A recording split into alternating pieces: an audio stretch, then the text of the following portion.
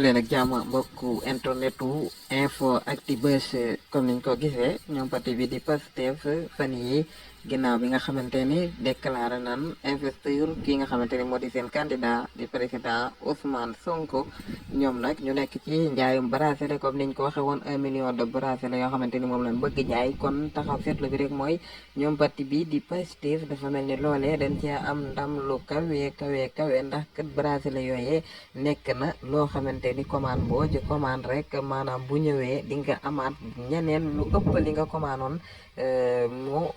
ñuy sàkku li nga xamante ni moom moo di bracelet yooyu maanaam boo commande loo weer 500 bracelet di nga gisaat yeneen 700 personnes yu taxaw ni kat ñun dañoo bëgg ci bracelet yooyu nga commande waat yeneen 700 nga gisaat yeneen 800 taxaw maanaam saa boo commandé ba mu ñëw rek di nga gis lu ëpp li nga xamante ni moom nga commandoon ñu taxaw di la laaj li nga xamante ni moom moo di bracelet yooyu nga xamante ni moom lañ tudde bracelet de la liberté remplacé ko ak bracelet électronique yi nga xamante ni moom la ñuy takkal ñun jàpp tëj leen ba war leen a bàyyi liberté provisoire te ñu gis ni kat dafa mel ni loolee dañ koo gën a jagleel ñi nga xamante ni ñoo nekk ci parti bii di Pastef ba loolee waral ñoom ñu remplacé ko ak bracelet yi di bracelet